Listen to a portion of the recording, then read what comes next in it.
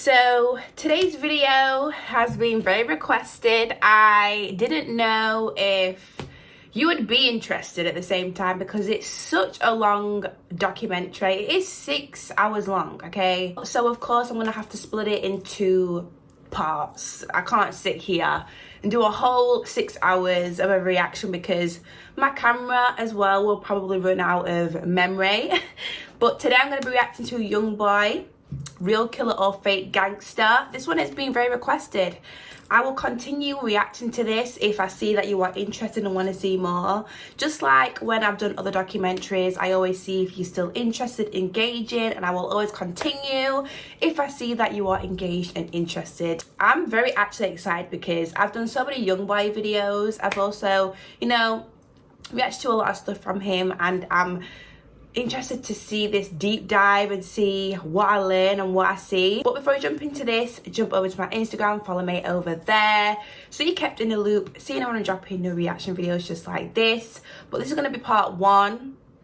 Let me know in the comments, do you want to see a part 2? Okay, I will be looking for comments, I will be looking for messages, I will be looking for engagement to see if I continue reacting to it, because I always react to what people like to see. So yeah, anyways guys, thank you for watching and I'm going to jump straight into it. Warning, this video contains themes of violence, death and gang activity. The purpose of this video is to provide an educational account of historical events in the mainstream music industry.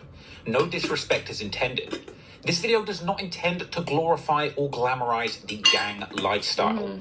Every effort has been made to remove anything from this video that goes against YouTube's community guidelines, including swearing and violence. But if you'd like to see a fully uncut version of this video with everything I can't show you on YouTube, then head on over to patreon.com. Let me just plug mine as well. I do Patreon. I put videos up that get blocked, or if someone really wants me to react to a video, they will follow my Patreon and message me on there, and I will 110% react to that, because I do pick and choose what I put on YouTube. If you really want to see my reaction to a video, then head over to my Patreon, because I will definitely do it, because you are paying a subscription, so I will definitely do that. But yeah, I just had to plug that in. But let's move forward, okay? Let's jump into it. But if you're not into that, just hit the subscribe button and enjoy the rest of the video. Thank you. Over the last 5 years, there's been few rappers that have generated as much excitement and controversy as YoungBoy. His music is personal, thought-provoking, and violent in equal measure. He's one of the few artists who can top the Billboard charts with music all about killing, death, and destruction. But his ability to communicate the stark realities of life growing up in the dangerous slums of Baton Rouge have inspired people all over America and the world at large. YoungBoy's experiences in the gang-infested slums of Louisiana, where it's kill or be killed, inspired a generation of downtrodden youngsters to struggle through the pain too. Because despite losing family members and being the target of numerous assassination attempts, YoungBoy has always managed to come out on top. Not just surviving, but beating the odds and coming back bigger every single time. It's rare to find an artist who attracts this much love and hate all at the same time. And YoungBoy's thugged out survival anthems for the streets have made him one of the most beloved artists in history. But his influence has a dark side too, because some might say that his aggressive murder anthems are inspiring a generation of lost teenagers to slide and resort to violence just like he had to. But can YoungBoy really be blamed? When basketball player Ja Morant ended up in hot water for flashing a gun in a strip club to YoungBoy's music, many people suggested that this was YoungBoy's fault. And considering just how many lives seem to have been lost as a direct result of YoungBoy's career, whether it's the murder of rival Baton Rouge rapper G Money, to the slaying of YoungBoy's beloved manager Big Dump, or even the killing of Chicago rap legend King Von, seemingly a self-defense shooting, the result of Von trying to fight one of YoungBoy's friends, to say YoungBoy and his NBA crew are dangerous would be an understatement. But is the group of people that YoungBoy surrounds himself a gang of loose cannons shooting first and asking questions later, or are they just really a family of youngsters with a once-in-a-lifetime opportunity that they would put their lives on the line to protect? Over the course of his career, so many people have died that YoungBoy even refers to himself as the Murder Man, and claiming in numerous songs to have been the direct cause of as many as 7 murders in his hometown. Over the years, many people have questioned the authenticity of YoungBoy's gangster image. You got cap in your rhymes. Yeah, I remember King Von saying this. In spite of all of the violence surrounding his career, in 2022, YoungBoy had a change of heart, perhaps coming the result of reflecting on all of the destruction and pain that had been caused by his music career, or as a result of years of legal battles that have seen YoungBoy endlessly confined to a cell or on house arrest. Because recently, he's been calling to stop the violence, pledging an excuse to stop promoting murder and violence. Okay, how long ago was this? This was 9 months ago. Okay, so I didn't know that YoungBoy was doing this kind of change and he was like speaking on this type of things. I didn't know that he was, you know, telling people to stop violence and stuff like that. So that is very new to me. I never even knew that. His songs, and even taking steps to de-escalate the conflict with his most hated rivals in Baton Rouge. With YoungBoy's crew even sharing the stage with their mortal enemy Fredo Bang for a special charity concert aiming to stop the violence. But that said, even these intentions have been called into question when, after pledging to stop the violence, YoungBoy continues to drop violent murder anthems back to back. So the $50 million question remains unanswered. Is YoungBoy really a gravedigger, the self-proclaimed murder man of Baton Rouge, really serious about stopping the violence? Or is this all just a ploy to try and avoid the responsibility for convincing a generation of teenagers to pick up a gun and get active in the streets? Well, today we're going to take a closer look at the murders, the music, and the man, and decide once and for all, is YoungBoy really as dangerous as they say he is? Let me know in the comments, what do you think? Do you think YoungBoy is as dangerous as he is? Do you think he's a real killer or a fake gangster? Let me know your opinion in the comments. And I'll let you know mine as I get through this documentary. It's either you're gonna die or you're gonna be a bum. Or you're gonna be successful or you're gonna go to jail. And the reason I act that way is because I'm scared, boy. I don't know which one I'm gonna be. But I ain't dumb though. You hear me? And the people who play that role to y'all, them just know I ain't dumb. The people who really know me, they know I ain't dumb. You hear me? How the f*** I came this far? You think I came this far by being dumb? Come on, man.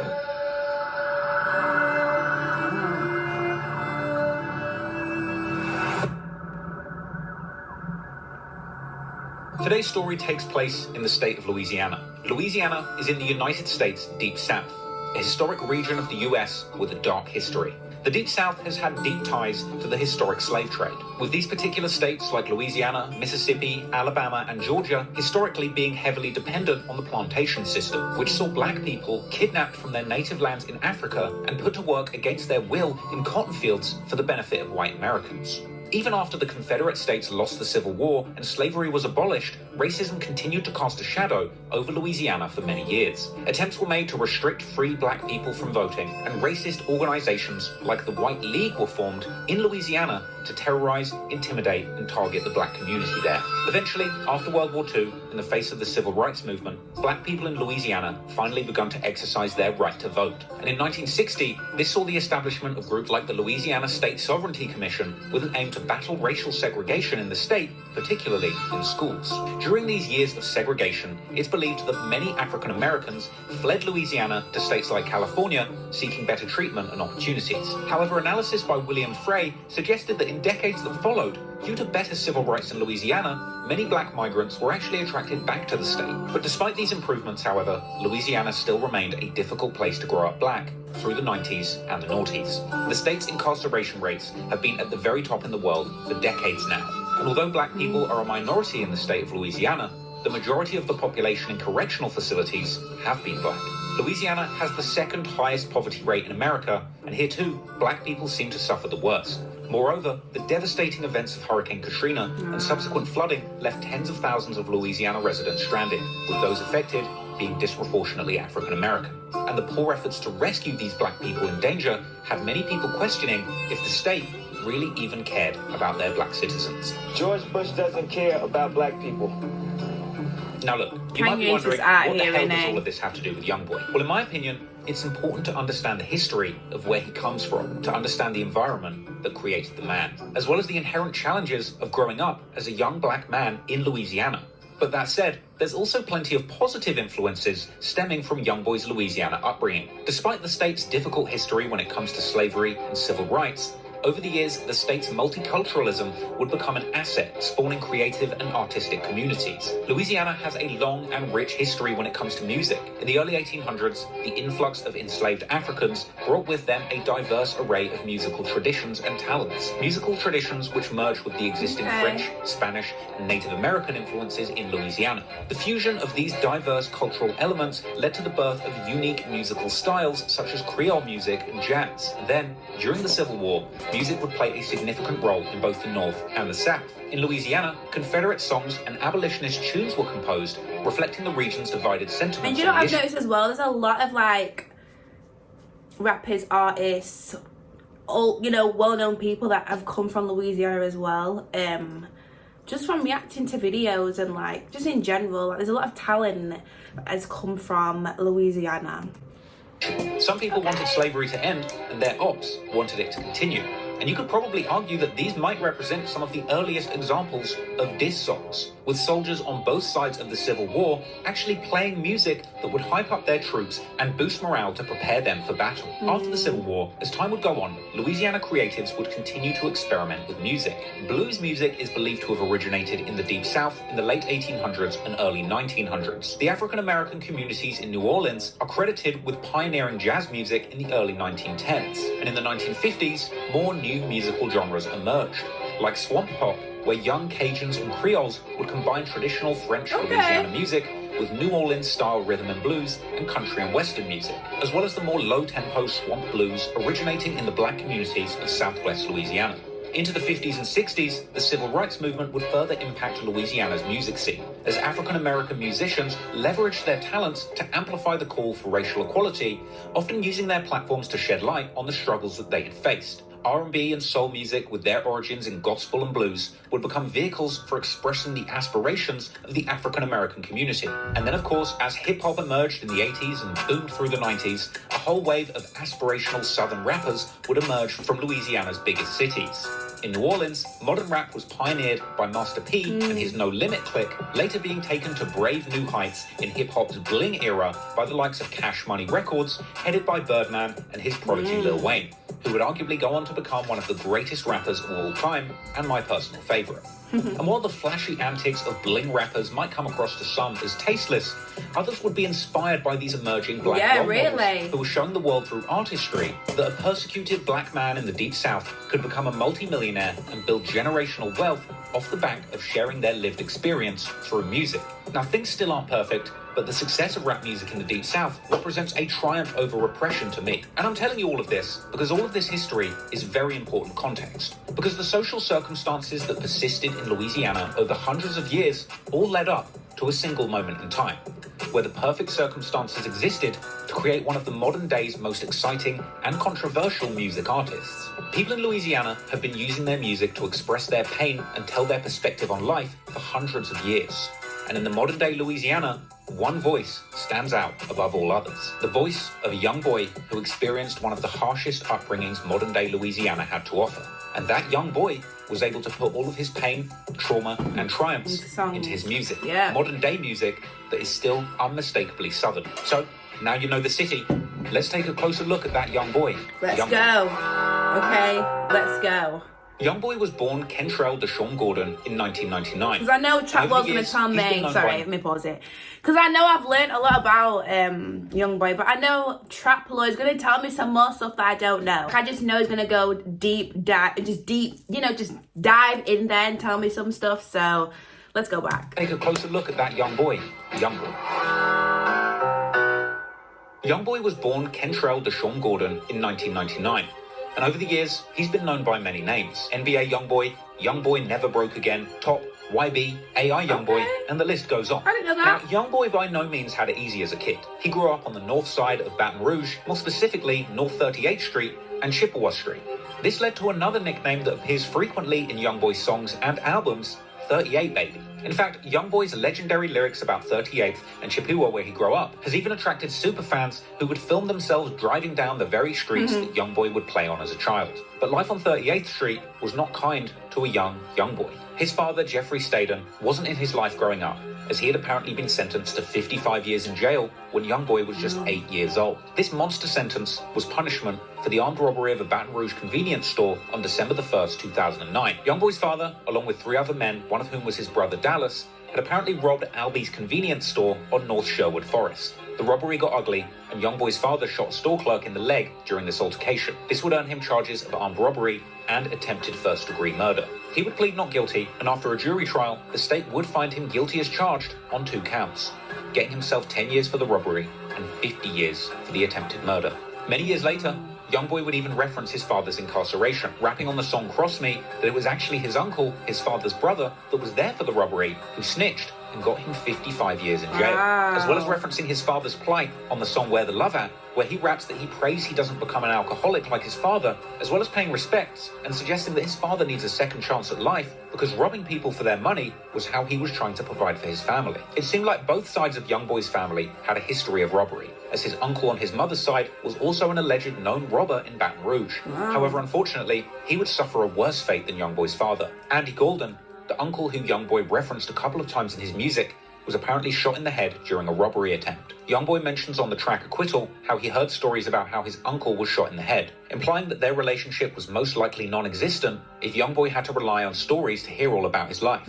As well as in the track R.I.P. Lil Dave, when YoungBoy speaks of his uncle who got shot in the head and died while hitting a lick. Further references to this are heard on the track 38 Baby, when YoungBoy outright declares that Andy Golden was his uncle, which means that robbery is in his genes. I mean, just take a second to think about the situation that YoungBoy was dealing with here as a child. His father is serving 55 years for robbery, with one He uncle looks who exactly snitched the on him, same. and his other uncle was also a prolific robber who got shot in the head and killed during a robbery. All this would leave him as a lost child with no father figure who even saw robbery as part of his DNA. That's a heavy situation for an 8-year-old kid to be dealing with. And with no father figure in his life, YoungBoy would have to rely on the females in his family to look after him and make him a man. Despite his mother Sharonda Golden being alive, she apparently wasn't there for YoungBoy as a child at all times. So he would initially be raised by his loving grandmother Alice Golden, but unfortunately YoungBoy's grandmother would pass away too, leaving him devastated for years to come. YoungBoy would open up about the loss of his grandmother in a Billboard interview in 2023, calling her his protector. After losing his grandmother We with gotta read that, okay? My grandmother was my everything. That was my protection, my comfort. After losing his grandmother with his father in jail and his mother out of the picture, YoungBoy wound up in a group home, and it would be here that he would be subject to physical abuse and bullying. He would later explain in a Billboard interview that it was this experience of being targeted in the group home that led him to cultivate his own dark and violent side for protection. Clearly, YoungBoy had to fight for survival as a child. In fact, he actually broke his neck whilst he was wrestling as a toddler. This was a serious injury which required him to wear a full neck and head brace whilst his spine healed. This was a corrective procedure which left him with the 3 iconic head scars that he has on his head to this day. An everyday reminder on his face of just one painful incident that he endured as a child. And something his enemies are still quick to use against him, with the hurtful moniker Deadhead often being levied against him. YoungBoy had gone through so many traumatic experiences as a child, it's unsurprising that he would grow up dealing with a lot of pain. But even outside of the tragedies in his own family, YoungBoy would also suffer losses outside the home. When he was just age 10, he would end up losing one of his closest childhood friends to gun violence. As a child, YoungBoy was friends with another boy who was around 6 years older than him, a boy by the name of David Cobb, aka Lil Dave. On March the 27th, 2010, a memorial picnic was being held at a park on Woodpecker Street in Scotlandville in Baton Rouge. This event was intended to honour the memory of local teens who had lost their lives to gun violence. But unfortunately, the very thing that this event was intending to shed a light on would end up happening that same day. Because at some point, a fight broke out and bullets started flying. One of those bullets hit 16-year-old David Cobb in the spine, and despite there being hundreds of witnesses, this case would ultimately go on unsolved, partly due to a fear in the community of retaliation against those who would be seen as a snitch for speaking to law enforcement. As a result, the family of Lil Dave would be left grieving without closure, heartbroken that their child lost his life at an event that was intended to honour teens losing their lives to gun violence. And it wasn't just Dave's family who were devastated by this loss. YoungBoy himself would be distraught and traumatised by losing a friend to gun violence so young. He would go on to rap about the loss of Lil Dave and the effect that it had on him years later. YoungBoy would rap on the song For Keeps with Rich the Kid, that Dave was killed by a chopper or machine gun and that he wishes he could call him. Also, on the aptly named song Homicide, YoungBoy expresses his desire to get revenge and kill the person who took Dave's life, as well as saying that he knows Lil Dave is still with him on the song Poor One. On the song Cage Feeling, YoungBoy speaks about the death of Lil Dave, saying that this loss turned his heart cold and made him become a killer. The fact that YoungBoy was no stranger to loss of friends and family at such a young age just goes to show you the kind of environment he was growing up in, and the factors that coerced him into the kind of lifestyle he would go on to live. But YoungBoy was already being influenced by the streets. He would actually later rap in the song Life that Lil Dave was the person who taught him how to smoke, shoot dice, and get money for sneakers. He also said that he felt life began getting crazy for him when Lil Dave was killed. In the song Better Man, YoungBoy would claim to be tormented by the image of Lil Dave's murder in his mind. And on the track How I'm Living, he would vow to make the people responsible bleed for what they did to Dave. Later on, do you know what I've noticed from watching these documentaries and stuff? I've noticed that a lot of people go through tough upbringings, and they see things that can shape them for how they grow up, or something they might see something and then that changes them. I've noticed that a lot when watching like King Von's documentary, and I'm watching YoungBoy's documentary.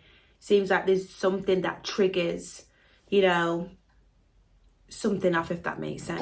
on the unreleased track Hold 13 that appeared only in a trailer for his hit album Top, YoungBoy would rap a lyric which some believe is him actually confessing that when he made his first $20,000, he spent it on a hitman to get revenge on Lil Dave's killer. With this traumatic and personal loss, combined with his family's reputation when it came to robberies, it's no surprise then that as a young teenager, YoungBoy dropped out of school in the 9th grade and got heavily involved in the streets, becoming a teenage robber just like his father. How old are you in 9th grade? I don't know grades, because over in the UK we don't have grades.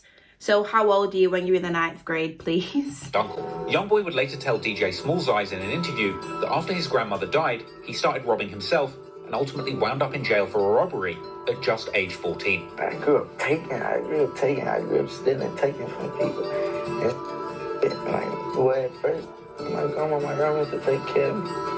And when my grandma died, started catching my attention at a younger age.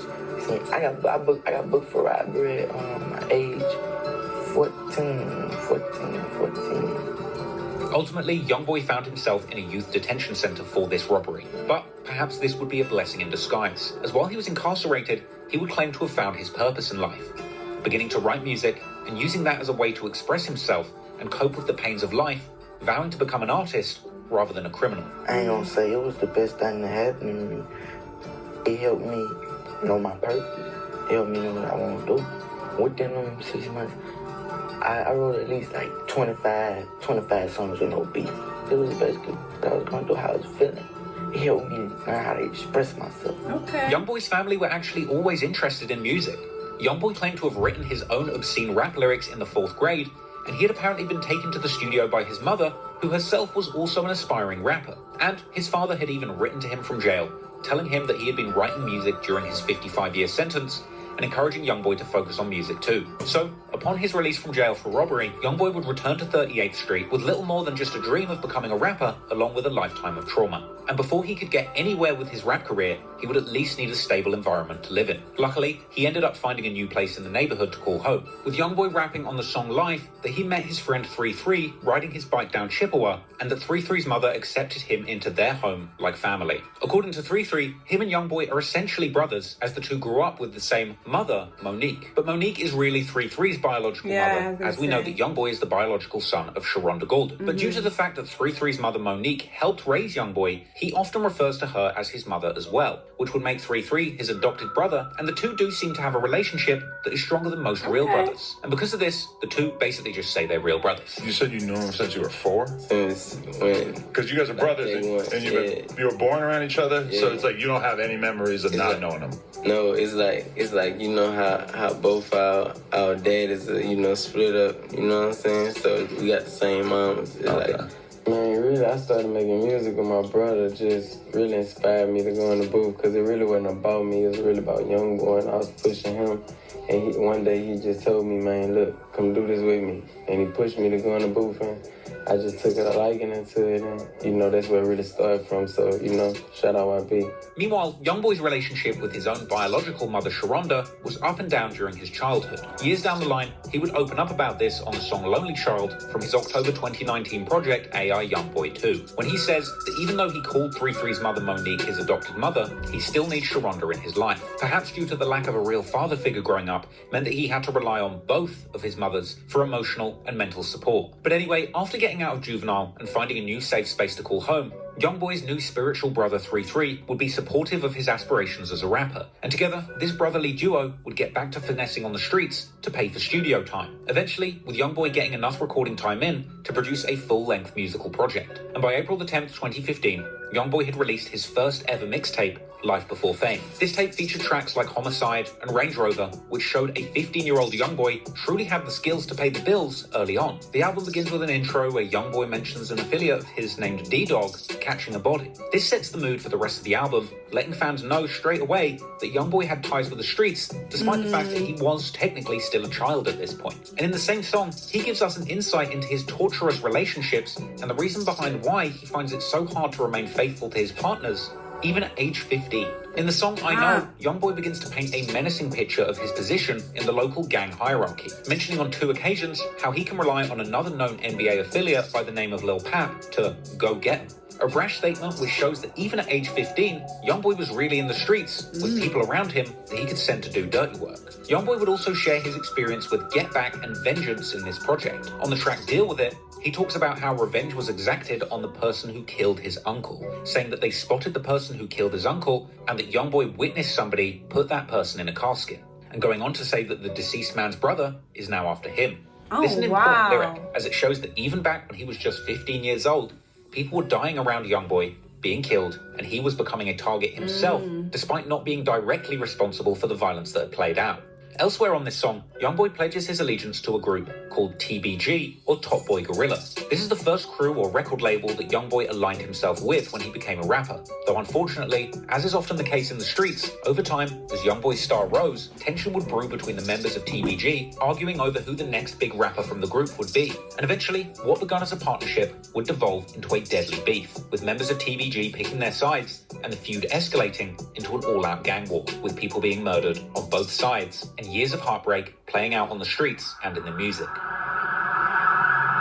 When YoungBoy left juvenile detention, inspired to become a rapper rather than a robber, it wouldn't take long for others to see the potential that this teenage rap prodigy had. From here, a group of people from his neighborhood with ties to the music industry as well as the streets would begin to take him under their wing. YoungBoy's first mixtape, Life Before Fame, was actually released under the banner of TBG, with YoungBoy and 33 being seen in throwback pictures rocking TBG merch. TBG stands for Top Boy Gorilla, a crew with a storied history in the wild and dangerous streets of Baton Rouge, Louisiana. TBG was supposedly started by deceased Louisiana native and affiliate of rap veteran Boosie, Little I was literally going to say that looks like Boosie, and it is Boosie, oh my goodness. It looks so young. He would turn out to be the uncle of future TBG rap prospect Lit Yoshi, but more on him later. Now, Lil Ivy was sadly killed in an unsolved triple homicide back in 2005. However, at this early stage in the game, YoungBoy was nothing more than a promising young prospect to these Baton Rouge rap OGs. The older members of TBG were looking to find the next up-and-coming rap rookie who could potentially be the next homegrown rap star to come out of Baton Rouge. And at the time, the real crown jewels of the TBG squad were a couple of rappers known as G Money and Fredo Bang, who around the time were picking up steam with their song iPhone 6 alongside Boulevard Mel and YMM Captain. You can tell that YoungBoy was truly close with the TBG crew at this point because YoungBoy even appeared in the background of the iPhone 6 music video, at one point handing a Gucci bag to Fredo Bang, a moment that would honestly be inconceivable in what would later become a deadly and bitter beef. As the story goes, the TBG crew had ties to Baton Rouge's criminal underworld, and rappers and affiliates of the TBG crew were still involved in the local drug trade. Unfortunately, soon some of this street beef would end up souring things on the music side, because the TBG crew supposedly had a beef going with another Baton Rouge crew called BBG, or Bottom Boy Gorillas. Gang, crew, clique, record label, call them whatever you want, but BBG and TBG were bitter enemies, with a big rumour at one point going around that YoungBoy's cousin Boozilla, who was affiliated with BBG, ended up in a bitter disagreement with G Money from TBG. Now, there's been intense speculation over the years as to what was the exact cause of this beef. Some have suggested that Boozilla ran off with money or drugs from G Money, whilst others suggest that the whole drama was actually over a woman. Another explanation even suggests that it was actually YoungBoy himself who stole money from G Money, but actually blamed the finesse on his cousin Boozilla, as Boozilla was seen on Twitter disavowing his own family at one point, and G Money seemingly indicating that this rumor was true on his diss track Industry, where he claimed that YoungBoy had him looking for Boozilla with a gun, and saying that Boozilla actually wanted to kill YoungBoy over this whole situation. There's even an old clip circulating that showed Boozilla and BBG affiliate Baby Joe seemingly posted up with guns looking for YoungBoy and saying F NBA. What up, Baby Joe? Pull that up. This was unusual because previously Boozilla had claimed to be a member of the group NBA and even at one point referred to himself as NBA Boosie. Now, I'll explain to you what NBA means in a minute, but just bear with me. Because meanwhile, as that personal beef was developing, another more professional beef was emerging between YoungBoy and the TBG crew. According to some, at a certain point YoungBoy got frustrated with the TBG label. This was likely due to the fact that he wasn't necessarily getting the money or shine that he thought he deserved from the crew, with their main focus being on building the careers of G Money and Fredo Bang rather than investing in YoungBoy. So at some point, YoungBoy and 3-3 would leave TBG, starting their own crew. Initially, 3-3 and YoungBoy wanted a group based on YoungBoy's initials, Kentrell Golden, or KG. Since KG also means kilograms, the initial idea was to call their crew Weight Gang, another reference to the drug gang. At first his name was like KG, but then we got like, that's where the Weight Gang come from, but what did KG stand for? Like his initials, that's his name, but right. Weight Gang was one of the first things he had came up with. But clearly that name wasn't really hitting the spot. So later on, a few of the members of this crew were just chilling, sitting on their porch, when YoungBoy apparently vowed that he was not trying to go broke no more, to which other members of the crew agreed the same thing, with this pledge giving the crew inspiration to name themselves Never Broke Again, or NBA. Like when we was on the porch one day, it was like, we ain't trying to go broke no more, and then he was like, I ain't trying to go broke neither, so we never broke again. Like, you know what I'm saying? From day one, that's where NBA started from, like. So the NBA crew was born, naturally taking some inspiration from the National Basketball Association. They would even make their logo the Jumpman, the iconic logo affiliated with basketball legend Michael Jordan dunking a basketball. But for Never Broke Again, their version would be a man jumping up in the air holding a pistol. YoungBoy's NBA crew wanted to go from pistol-toting stick-up kids to music industry heavy hitters being paid as much as professional basketball players. Now, whether or not you like the name, there was no denying that the meaning behind it was powerful. And together, the Never Broke Again crew rallied around YoungBoy, vowing to do whatever it took to take him to the top and make sure that they as a group never go broke again. So before we dive any deeper into the goings-on of the Never Broke Again crew, let's just take a quick look at some of the main members of that collective so that you can follow everything that's about to go down in this long and complicated story. What did I tell you? I knew I was going to learn so much more information. Trap lore always comes through, so let's keep going. YoungBoy is of course the face of Never Broke Again, the NBA collective. He is the label's leading rapper. And this crew's bet on getting behind YoungBoy's career would ultimately end up paying off handsomely. And with his crew's support, he would go on to become one of the biggest artists in the entire world. Then there's OG33, NBA's co-founder, who started the group along with YoungBoy and Montana. I started NBA, you know, like, it, then like YoungBoy just was really like the main one who was rapping. Like, I don't really take rapping serious because like YoungBoy really made me rap. After 3-3's mother took YoungBoy in as one of her own, they would build a bond as strong as blood brothers. We got the same mom. I never knew that. OG33 is one of 10 children, 5 kids from his mother's side, 5 from his father's side. But he's the oldest of all of them, which has led to him having a mature outlook and a real head on his shoulders, as he's almost had to act like a father figure for YoungBoy and his other siblings. And there's 10 kids altogether, right? Yeah. 5 from your mom, yeah, 5 from your dad. Yeah. On both sides, I'm close with all my brothers and sisters because I'm the oldest. So it's just like... You're almost like a father figure, yeah, in a way. Yeah. Is that a lot of responsibility? Yeah. Yeah, for sure, but you know, that's just my role. So it's just, I took on my role. When YoungBoy didn't really want to rap at first, it was 3-3 that pushed him and made sure that he stuck with it. We love that. Dedicating his life to elevating YoungBoy's career and keeping him on the right path. I always was the one that always pushed him, like, cause he didn't really want to rap at first, but then like once I really found out like he was gonna be that, like I pushed him even more harder. Like I was getting like I went back to like record companies was doing, like I was getting 1,000 CDs printed up. Like man, I didn't got them 1,000 CDs and really passed them out like just the mind of minutes. Like it's that. It's Three who pulls the strings and make the moves behind the scenes, keeping the ship sailing smoothly and ensuring that the NBA collective runs efficiently and profitably.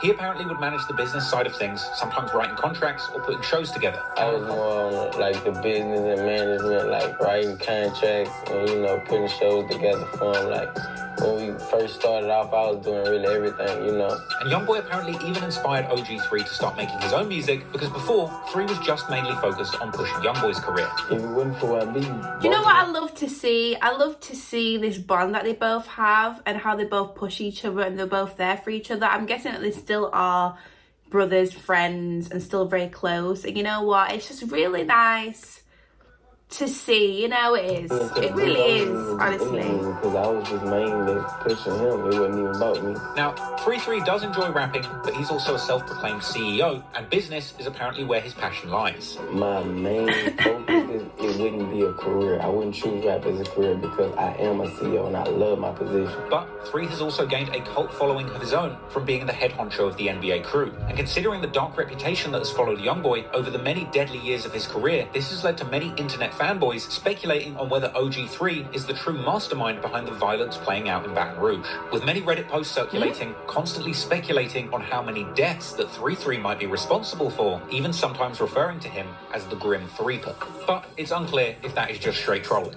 Because in reality, OG3 has always tried to look out and take care of YoungBoy and keep him on the straight and narrow, acting as the voice of reason in his life. That's my baby brother. I always look out for him. I always take care of him. But like I don't ever expect him to do nothing bad, but he don't do it intentionally. It might be on accident, but I always talk to him and enforce that like we shouldn't be doing a lot of things, and you know he listens. So it's like I always was that type of person. I always was that. Kind of like the voice of reason for when he gets a little hot-headed, you're like, so that'll help calm him down. He's probably listening to you and he ain't trying to listen to a lot of random people. Yeah, he ain't gonna listen to nobody. If it ain't me. Then you've got Montana. According to a Billboard article profiling YoungBoy, Kyle Montana Clybourne found YoungBoy's music early on YouTube, and in the absence of a father figure or any real older male role model in his family, it seems like Montana assumed a kind of father figure role for YoungBoy in the early stages of his life and career, giving him guidance on how to survive the gritty streets of North Baton Rouge. In fact, in the song Lonely Child from his October 2019 project AI YoungBoy 2, YoungBoy admits that he has been missing his father, and as a result, he actually calls Montana his father.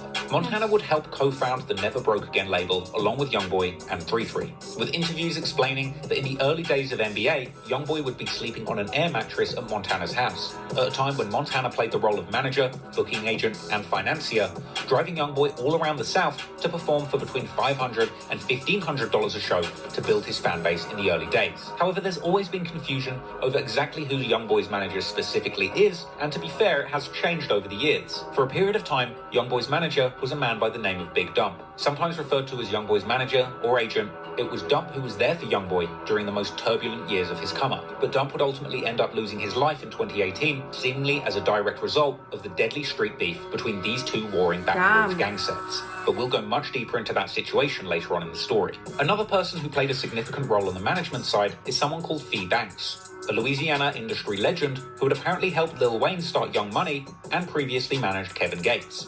These people are the brains and administrators behind the NBA empire. And then, when it comes to the rapping side, we have a number of NBA members with a much closer proximity to the streets. Now, there's a lot of names that have been affiliated with this crew over the years, and this list is by no means a definitive list of everyone who has had something to do with NBA as a crew, so don't be offended if you got left off. But these are just some of the people who have played a major role in YoungBoy's crew and who play a relevant role in today's story. I'm talking about people like NBA Ben 10. This is OG3's younger blood cousin and a day one NBA affiliate. Ben met YoungBoy at 3's house, and apparently the two had a fight the first time that they met. Man, 3 first cousins, blood. Like, we used to stay together. His mom used to live together, so that's how I met 3. I met that at 3 house. We had a fight. same day, you hear me? But apparently after this fight, they would share a blunt and become good friends, going on to make money and catch cases together since they were just 12 years old. We spoke the plan, you heard me? Yeah, I became part of the NBA the same day, just like that. How old y'all was like around that time? I'd say probably when I turned 12 or 12.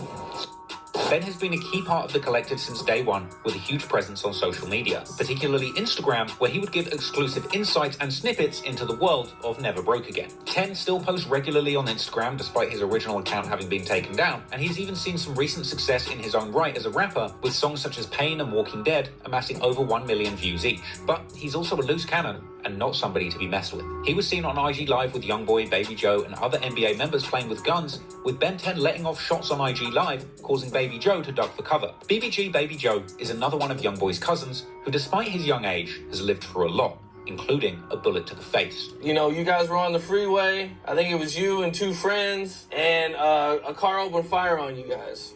We were leaving Walmart. Everybody went and got some cake and ice cream for my baby for his birthday. And I walk out Walmart, I see this and then we didn't get, I didn't get shot on the interstate. I don't know where people get their information from. I was trying to was at the light, and then it just went like that. Yeah, man. Despite facing serious danger in the streets, Baby Joe has been aiming to make a name for himself in the music industry and make himself some legitimate money. His 2018 song, Iraq, has over 5 million views, and as a beloved member of the NBA crew, Joe's name often pops up in YoungBoy's songs. And if these lyrics are anything to go by, it seems that Joe's relationship with the streets remains strong. Another key member of the crew is Michi Baby. Well known as YoungBoy's raspy-voiced big cousin, he's best known for his early 2000s style song Cutlass, as well as his 2020 track with YoungBoy, Talk My... a track which has amassed an impressive 47 million views at the time of recording. YoungBoy has talked about hitting licks and doing burglaries with his older cousin Michi on numerous occasions in his lyrics, leading some listeners to think that it was perhaps Michi who had influenced YoungBoy's involvement with the streets in his early life. Then of course you have Big B, who picked up a lot of attention for his fire verse on the NBA posse cut, That Gang, which picked up over 5 million views and also featured 3-3 and KD. Big B exhibits a more conventional rapping style compared to some other members of the NBA crew, with less laid-back melodies and catchy hooks, and more hard-hitting bars and punchy refrains delivered with aggressiveness and energy on the mic. There's NBA KD. He's known musically for his versatility and distinct flow, as well as a standout performance on their song That Gang. He also popped up with a verse on the song Extortion with Big B and 3-3, a track which got over 2 million views. His biggest solo track is the 2018 song When I Wake Up, and KD showed a lot of promise and potential in the early years of rap. Unfortunately, his momentum was derailed by a life-changing injury getting shot in 2019. Reportedly, after this incident, KD was confined to a wheelchair. However, there's been a lot of speculation as to whether he was walking again after a period of rehabilitation. Whilst that's not been confirmed, since the incident, he's remained firmly behind the scenes, but is a beloved member of NBA. Another major member of the crew is Herm the Black Sheep. Musically, fans appreciate Herm for his real and authentic lyrics and subject matter rather than his style or flow on the mic. And if the content of his lyrics are to be believed, he is certainly not one to be messed with. In the same vein, there's also Who Gang D, aka Lil D, or Scully. This is another cousin of YoungBoy with a serious reputation in the streets and his own budding rap career, with his catchy double-meaning titled song, Can't Go to Sleep, running up 1.6 million views at the time of this writing. Interestingly though, D wasn't even aware that he was YoungBoy's cousin when they first became friends, apparently only finding out later through his mother and grandfather. I didn't know he was my cousin at first. Oh, really? See, I was thugging with 3 at first. And then my mama had texted me like, when I was with him for a whole month straight, or I be for a month, she had texted me, she was like, she talked to my papa, and he told her that I had a cousin named NBA YoungBoy that rap. You get what I'm saying? And she was like, for real, that's crazy, he already be hanging with him. He's apparently the survivor of a gunshot wound to the neck, with YoungBoy having dropped numerous lyrics complimenting D as a reliable shooter, even going as far in the song Bring the Hook to label him a headshot specialist. This is a skill that D himself all but admitted in his off-the-porch interview. How'd you get the nickname Scully? From this tattoo, I'm gonna just say it like that. The gun, shooting the score. Yeah. He's got a promising rap career, a likable personality, and a big potential to be a star on the mic if he can stay out of trouble. You've also got Lil Pap, Ben 10's little brother, and a known shooter for the NBA crew in the streets. YoungBoy has mentioned him as being active in the streets in numerous songs, labeling him specifically as somebody who YoungBoy can call on for certain favors. And he recently got 5 years for his apparent involvement in the murder of PUBG rival rapper G Money, which we will discuss in detail shortly. There's also NBA Chopper Boy, a big man with a big range in his vocals, bringing a great singing voice to the mic that serves to provide a canvas for his dark and menacing lyrics. Then you've got Barber, one of YoungBoy's frequently referenced shooters. Like Pat, Barber, or Baba Osama, is mentioned quite a bit in some of YoungBoy's most violent songs, with YoungBoy even rapping on the track Carter's Son that he calls up Barber to get... This is literally all new to me because I did not even know that there were so many people under NBA. So I don't know if you'd like me to check any of their songs out, but let me know in the comments and I'll have a little nosy, have a little listen, but let me know. Guns and go and rob people for him. Now, Barber has a pretty extensive rap sheet demonstrating just how active he was in the streets, and he's currently locked up on murder charges. But these aren't your average murder charges. It's actually been reported that Baba Osama is facing a whopping 9 counts of murder, with some recent posts on social media even suggesting that Baba Osama was actively working as a gang assassin or hitman, engaging in murder for hire for numerous gangs. Now, that's not necessarily everybody that's been involved with YoungBoy's NBA crew over the years, but they are the people that we'll be talking about most extensively in today's story. Clearly, YoungBoy's NBA crew are a group of young men coming out of some of the most difficult streets that the Deep South has to offer. Clearly, some of these guys aren't afraid to break the law and even kill to protect what's theirs. Whether that's their own lives, the lives of those around them, or the life of their top breadwinner, YoungBoy. The NBA crew are truly willing to do whatever it takes to make sure that they indeed never go broke again. However, there's been a lot of confusion over the years, because as well as NBA, there's another group that YoungBoy and other NBA members shout out a lot, and that's 4K Trey, or 4KT. It would appear that while YoungBoy started his record label in the name NBA, or Never Broke Again, his affiliations to actual gangs in the streets of Baton Rouge goes by another name. YoungBoy has dropped numerous lyrics where he claims to be a member of the gang 4K Trey, who sometimes refer to themselves as Slimes. He's also made numerous references to being in America's infamous Blood Gang.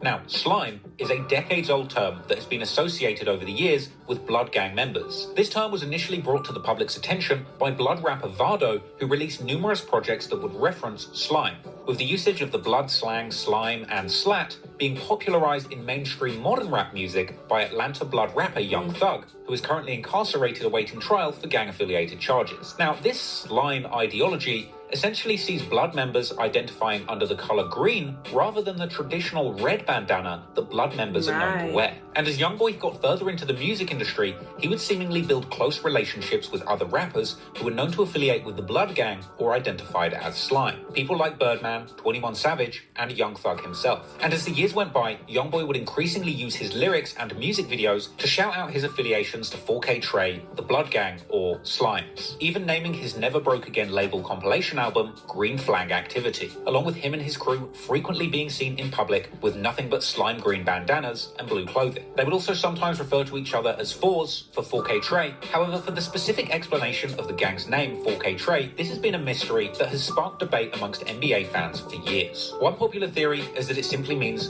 4 Kentrell, and that his 4KT gang are killing or shooting specifically for YoungBoy, or Kentrell. Another popular theory claims that 4KT actually stands for Forever Killing Them, a more general rallying cry against their odds. Other people think that 4KT actually relates to the names of YoungBoy's first children, with the first 4 of their names beginning with K and 1 beginning with T, with this being a more vanilla interpretation of the gang's name, suggesting that 4KT is a way of YoungBoy saying that he's essentially doing what he does for his children, whose initials are K and T. Another explanation circulates, suggesting that 4KT actually means 4 Crazy Trey. This is a reference to Crazy Trey, a young man from Baton Rouge who was gunned down at a party in 2014. He was apparently close friends with one of YoungBoy's biggest enemies from Baton Rouge, Fredo Bang, a detail which has led many to suggest that this actually couldn't possibly be the true meaning of 4K Trey, with some outright denying this explanation, suggesting that YoungBoy had not even yet associated with Fredo Bang at the time 4KT was founded. There's yet another theory that 4KT actually refers to YoungBoy's cousin Boozilla,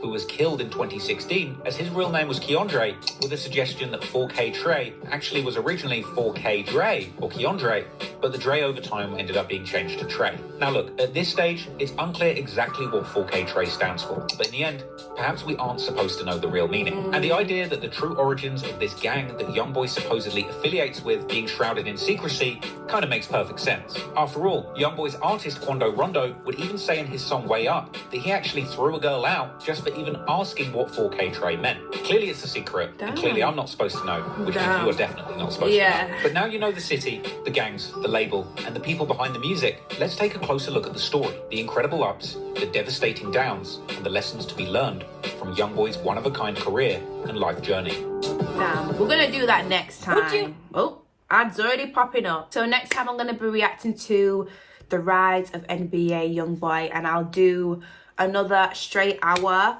of the documentary, because like I said, it's 6 hours long, so I'm gonna try and do an hour every sitting. But so far I've learned so much. Like I've said, I've watched so many NBA YoungBoy videos, but I'm sorry, but I've learned so much. Okay, learned so much things, you know, about how he grew up, about his life, the rise and stuff like that. Let me know in the comments if, you know, anything was missed out. Maybe things might have been missed out a little bit. Sometimes that can happen. If there's anything that I need to know as well, let me know in the comments like you normally do. I really do appreciate that. Also, I want to see comments about this documentary. I want to know that you want to see more. I want to know that you want to see a part 2.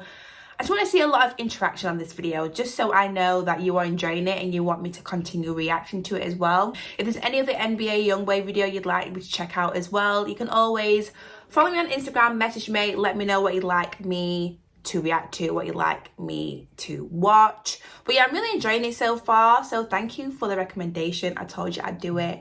But anyways, guys, thank you so much for watching. I hope you enjoyed, and I will see you very, very soon in the next video. Bye.